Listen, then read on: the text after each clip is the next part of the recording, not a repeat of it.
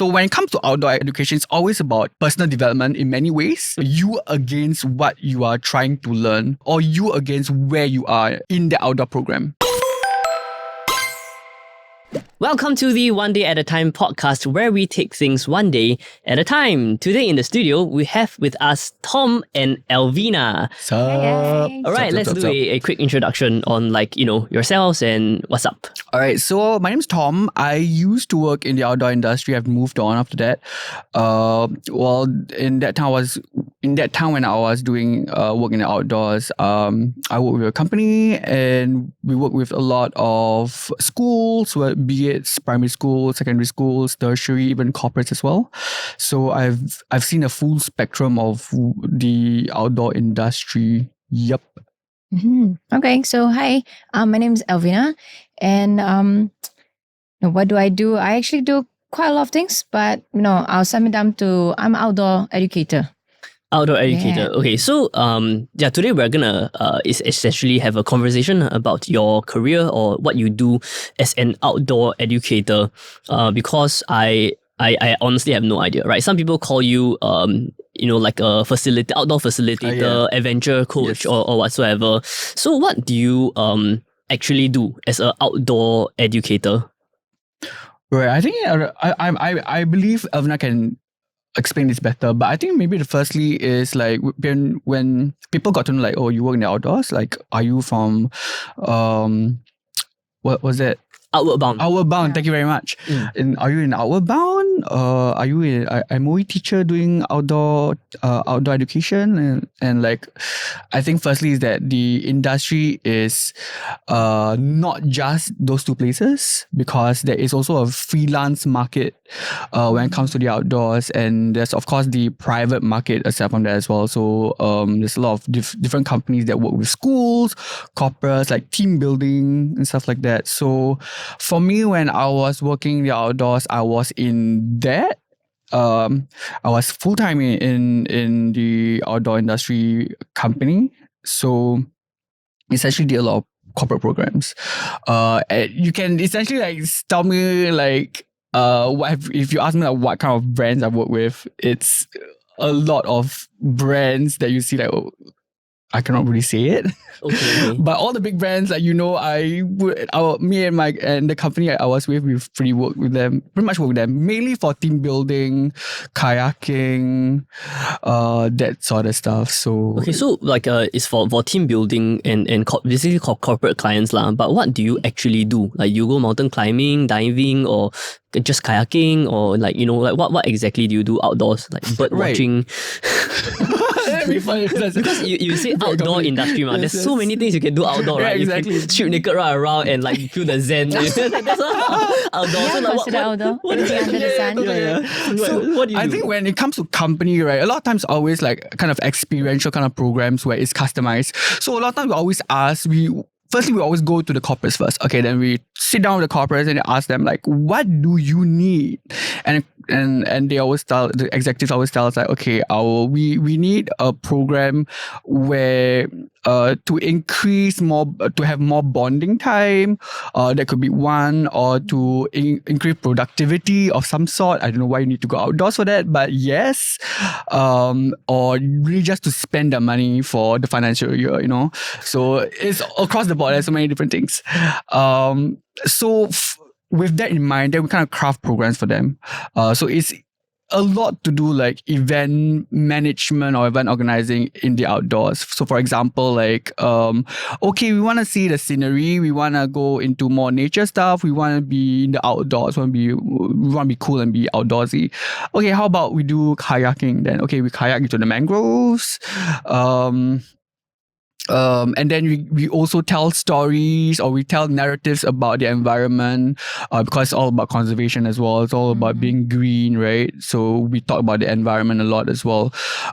So it's really a lot about event planning and organizing, but in a way that fits the outdoor kind of atmosphere.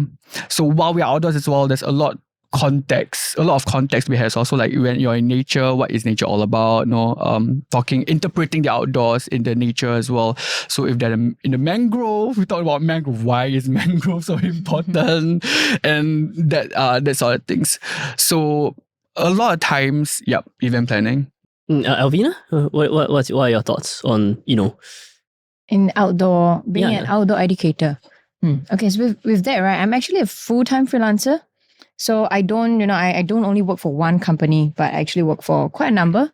Depends on my schedule and all that. And I also am running my own projects. So I'll say outdoor.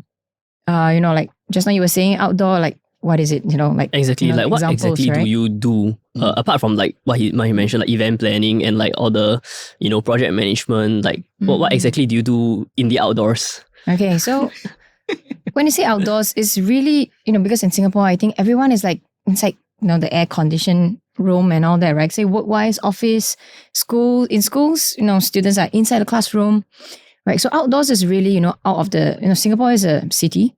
So outdoors is really where the programs are held outdoors, under the sun or in nature.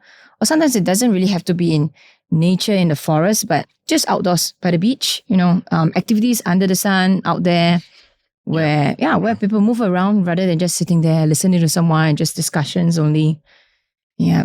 So you're right. Because like it as long as you are outside and you're doing activities, essentially it's really outdoors, outdoor education, because we try to use the environment to our advantage as well, and to use that as a talking point as well. So example, if we're for example, in the beach, right? We're in the beach. And then firstly, okay, let's talk about risk management. And then, okay, if you are setting tents by the beach, what are some things looking for? Okay, the palm trees. Okay, the palm trees, what are they? Or coconut trees. What are some risk factors that you have to think about? The coconut is there, and then like you don't want to be right under the trees if you set a tent and the coconut will drop on you. You're looking at other trees beside the palm trees like date falls, or how about where the wind is coming in? Is the wind coming in from the ocean or from land? So which side should you pitch your tent? And the ground as well. So when it comes to outdoor education, it's really when we are in the outdoors. How can we create content and activities based on where we are? Right. So essentially, there is no like set activity. Like there's no like, outdoor means you go kayaking or like rock climbing, or it really depends on the objectives of your client. Okay, am I correct to say that? I would say so.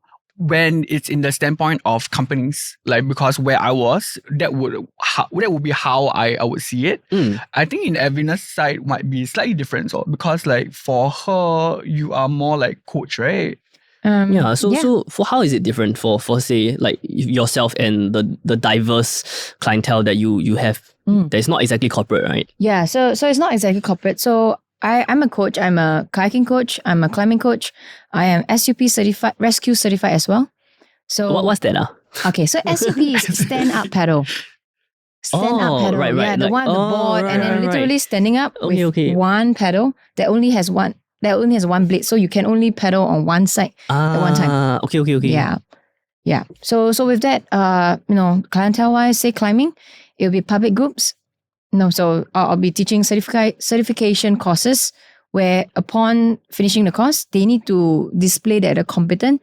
Then only when I see that they're ready and they understand, they know what to do when they're out there, then only I can sign off and, yes, okay, you're certified today. Right. Yeah, so, okay. So that will be for climbing. And then kayaking wise as well, also certification courses. And this guy over here is also a kayak coach. Yeah. Okay. Yeah. So the lines are sometimes quite blurred. Like sometimes when we look at outdoor education, we are also looking at activities as well.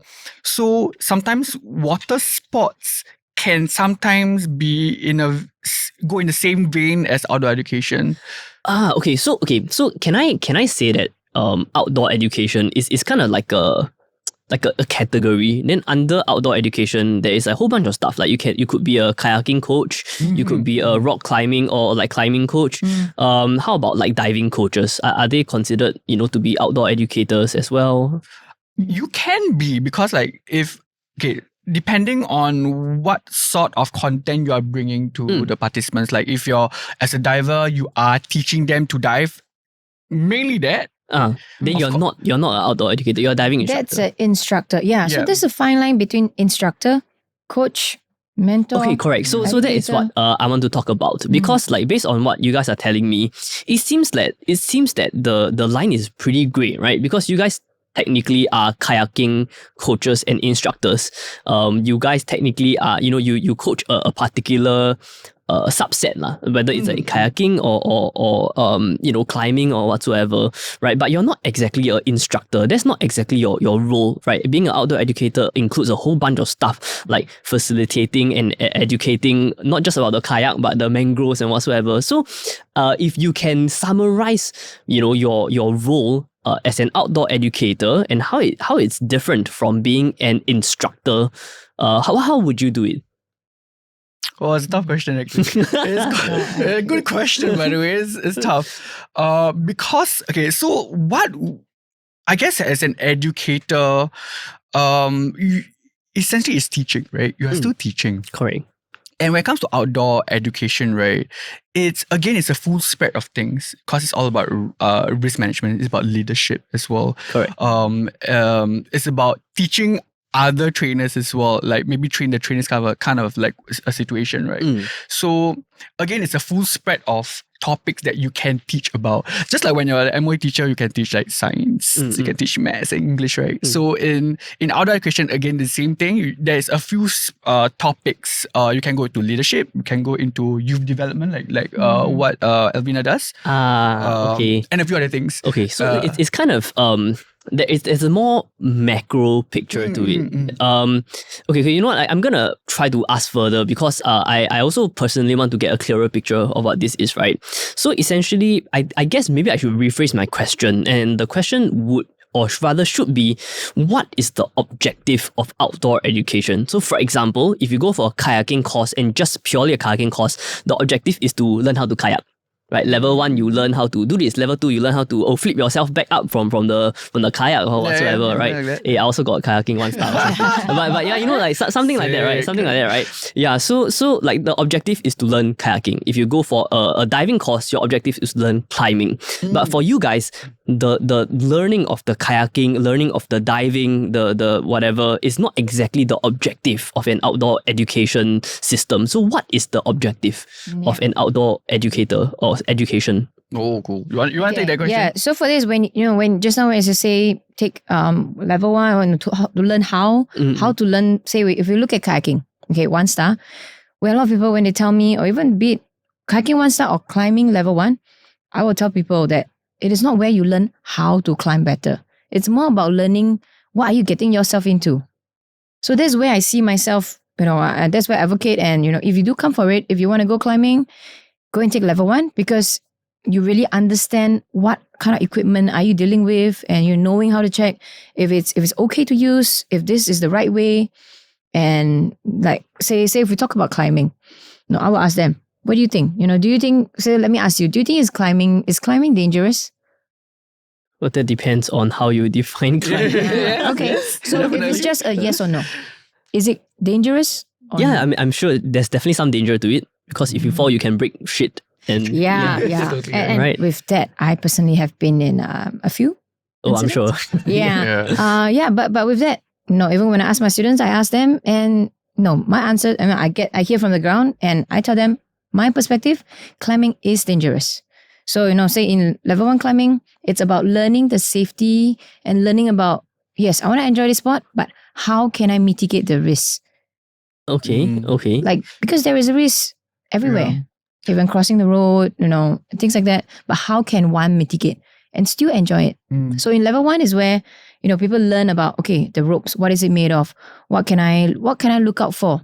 How do I know if this is the safest, not safest, but how is this a good practice, or how is this the better method of all that is present out there? And just use it. I think to take note from her, right? Essentially, if we were to like really answer the question, right? It's all about development of yourself The objective essentially is development of yourself against what you are doing in the outdoors. For example, you are doing. Let's do kayaking because both can understand kayaking really well. So if you are kayaking, right? Then it's developing yourself, whether it's technique or understanding the risk associated with the sport of kayaking. So it's like you and kayaking, or if you are, or maybe you can be like climbing, right?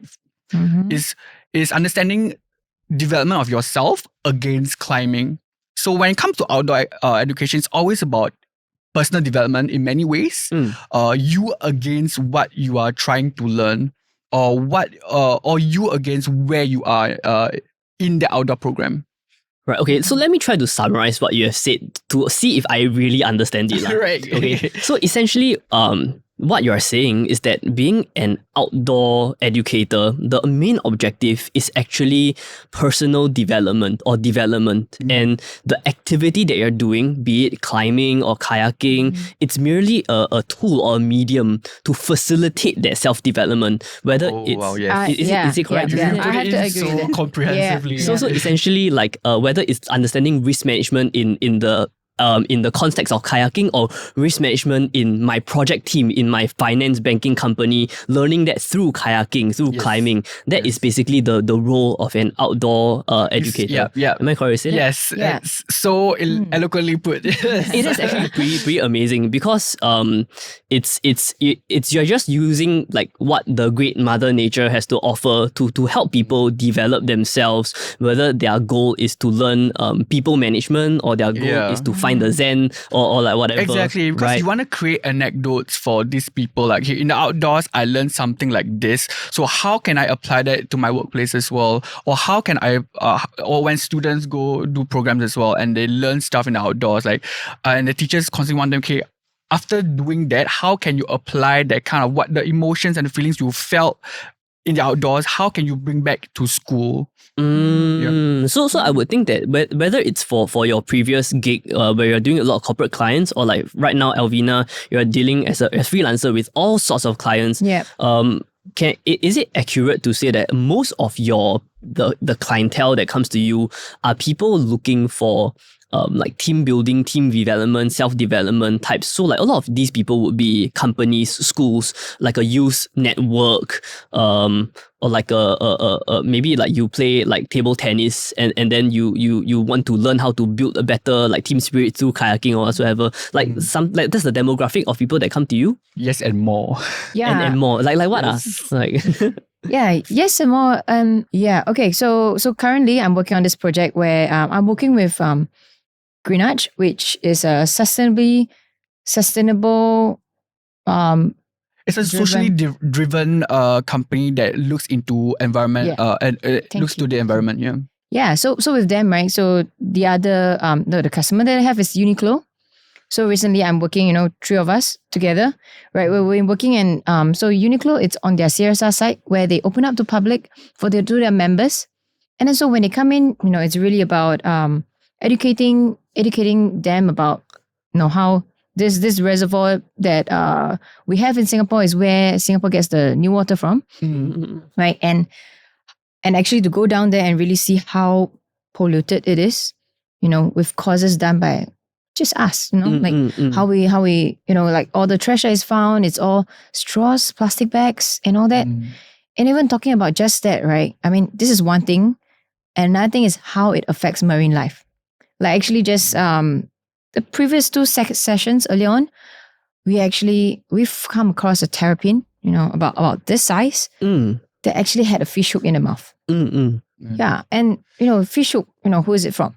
No, it's from us humans, from the anglers, because there is a fishing point there. And it's really about our habits, and what we do like maybe we think like, oh, never mind, it's just a little item there. Yeah. Oh, convenience, never mind, it's just a small little thing. Yeah, so But- there's a lot of conservation aspect Yeah. of it as well. Right, What we right. don't see Yeah. is this. Yeah. I see. So, so- again, it's a medium lah. Like outdoor education is a medium to not. It's not just for personal development, but it's an opportunity to talk about the big topics like Yeah. global warming, Yeah. biodiversity, Exactly that, yeah. coral conservation Yeah. type of thing. Yeah, because like where we see it is to us is still about personal development, like understanding you as a person, how you relate to the environment as well. Yes, and how one can take ownership. Yeah. So it's really about raising awareness. It's really about raising one's personal awareness, like self-development as well. Right. Right. No reason about one awareness. Okay. Oh, this is actually happening, and I am actually contributing to it. So how can I take ownership and change my habits? That's really the debrief point at the end of all this the kayak and cleaning programs that I've been running. So this Right. project is not the only one. There are so many other companies that I also do this as well. And personally, I'm an environmentalist. I think Tom would know. Yeah. Like I would say so, bring own flowers and Right. That's why you are working in the great outdoors. Yeah. Right. Yeah. So based on what you are saying, apart from essentially all these like schools, youth network, corporate, community, club, whatsoever, anybody can essentially engage your services if they have some kind of personal or like rather developmental goal in mind. So like let me put a situation forward. And you tell me this one is good for outdoor education or not. Yeah, No, sure. I just Okay. understand, Yeah. right? So for example, today, a lot of people say, like, especially pre-COVID, like they get married, then they ask a whole bunch of their friends from their entire life to come together to be their groomsmen or whatsoever, maybe 10 people. They all don't know each other. Then what they usually do is they'll go and book some yacht, they'll go for yacht party, drink champagne and kind of things. Like instead of doing that, because I mean, call me like superficial or okay, maybe not superficial. Call me like judgy or whatsoever. But I think drinking champagne on a yacht, is not always the best bonding activity lah. So like if let's say I'm getting married, which I'm not, but let's say I'm getting married, I have a whole bunch of guy friends. I want these guys to get to know each other as well as I know them. I could potentially engage you, and we kind of get to know each other through kayaking and through like the great outdoors. That is like what you could do as well. Oh, definitely. It's a perfect definitely. situation. Yeah, exactly. Nice. Yeah, because other than just like corporates, like even like personal group of friends, it's really good to go to the outdoors. Like that's why we do camping. Although Singapore is not the it place for camping, Oh, yeah, but yeah, you can yeah, still yeah. do it, right? That's why we go to like Ubin and do activities there. We cycle together as well. So that kind of situation definitely. Yeah. Right, so it can literally be anything. Say like today I want to, I don't know, get closer to my extended relatives, my cousins, my brothers, and I could like just get everybody, hire you to run a program, whether it's like build our own campsite or like I don't know, go bird hunting or Yeah, bird perhaps, watching, right? not Yeah, hunting, bird watching. Yeah. Like it that's possible, right? Yeah, it's possible. Yeah, of course we will of course skew it to something that we do best. For sure. Like for example, like kayaking, for example, rock climbing. Because when it comes to rock climbing, right, you are belaying the person that's climbing. So like that person's climbing, that person that's climbing his or her life is in the belay sense. Literally. Yeah. So there are other outdoor educators out there with different niches, right? For example, maybe somebody could be like for you guys, it's like kayaking and type of thing, Yeah. right? Conservation. Like for example, somebody could be specialized or niche in, say, a conservation, but maybe they do like Sungai Buloh Nature Reserve sort of like animal spotting kind of thing. That is also considered outdoor education. Yeah, I would Yeah. think so. And then like you can usually say that as like nature interpretations as well. So like when you bring groups around, and then because you are in the idea is that you are in the environment, and then whatever you see in the environment, you are interpreting that to how your participants can relate to it. So yeah, something like that, I would think. Okay, so the question is, I guess, how do you guys usually charge for these things? Like, what are your rates? So, for example, today, right, instead of like going for a yacht party, I want you to like help me build friendship between like me and my 15 friends. like how do you charge? You charge per head, you charge per hour, and how does this work? Okay, so this one, it really depends on what kind of activities also, the overhead charge and overhead costs and all that. Okay, you know what? Like, let's do a fun. I've actually never done this before on the podcast. Nice. But I give you a scenario, right? Of course, if you're comfortable sharing how much you would charge, like a situation like that, right? I give you a scenario, I tell you my objective, then you tell me like what you would do and how much you would charge. Do you think that that's okay? We could try. Yeah, we try, right? Like, roughly, a rough gauge, right? So that like the people listening can, if they do want to explore this, to engage you or other outdoor coaches and instructors, they have an idea of how much it's going to cost, right? So essentially, say I run a car, I want a car company and I sell cars, for example. So I want all my salesmen to bond together, and I have 15 car salesmen, and I want them to go on this activity, and my objective is to get them to understand each other better and how they can work together to improve my car sales. Right, and that is my objective. I have 2 days to do that, and I hope that you can tailor a program for my car salespeople, so that they can learn each other's strengths and weaknesses better to improve my company revenue. Okay, that's interesting. I think firstly, obviously, the objective. Hey, I don't owe car workshop, by the way. It'd be interesting if you did. So obviously, the objective is to bond, right? So we're looking at touch points over here. Like, how can we create situations where the salespeople can come together and speak to each other? Especially if they are not in especially mixing them around, making sure that cliques don't form even during the program itself. So Alvina has a lot of ice-breaking games, ice-breaking activities that she does really, really well. And that will always run in the morning, I believe. Yeah. Well, like with this, yes, in the morning, where when everybody get together, the starting first activity, it's a make or break for the whole 2 days. It's very important. Yeah. It's really to break the ice and get everybody communicating and Yeah, and then we'll probably do after that, right? Because essentially what is happening is also when it comes to corporates, right? The car company will also say, your car company might also say that we want to make sure that everyone is, while they are integrated with each other, we need to make sure that they are also integrated within the company and the company's values and going through with the company's funnels, and okay, how can we build a better company? How can you start contributing to the company? And we have workshops for that as well, for maybe like a few hours as well. It could be leadership or it could be like sales oriented, whatever it is. And then if we are doing a camp, then obviously at night we'll do more of a rest and relax kind of activity. If not, then go home.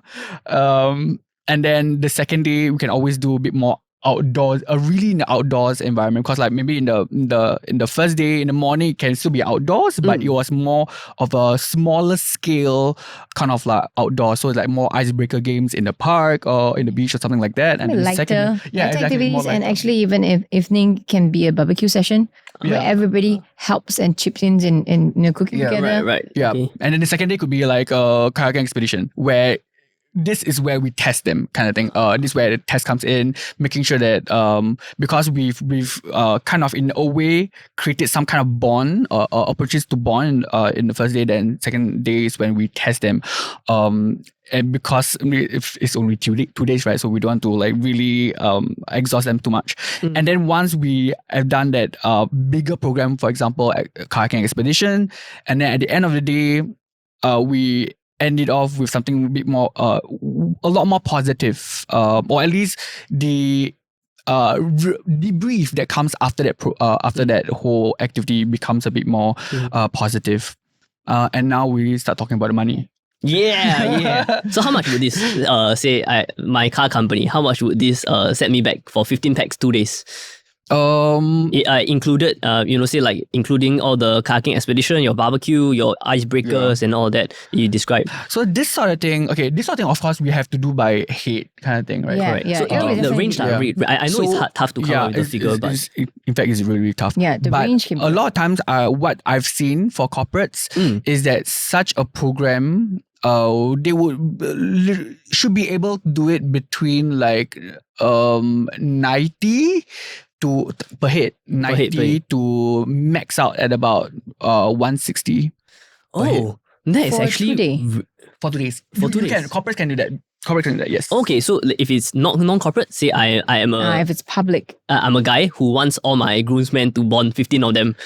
I don't know where to find 15. Wait, sorry, 15 of you. So, okay, sorry. I have to put this back. I forgot that it's 15 people. If 15 people, like the price is going to be way up. Because it is a smaller group, Yes, right? yes. A lot of times when it's corporate, we are looking at Big maybe numbers, bigger right? numbers like 50, Yeah. 60 kind Okay, of thing. So okay. like those So are it's fine. because it's the economies or masses and whatever. Yes. Okay, In a smaller group, the price will definitely go up. say like Much higher. 200-300 per pax type of thing. Exactly. Okay, Yeah. I mean that compared to what are some of the other stuff that people pay for, like you rent out a boat. Right. Yeah. You know, If you like were to this is a compare. lot.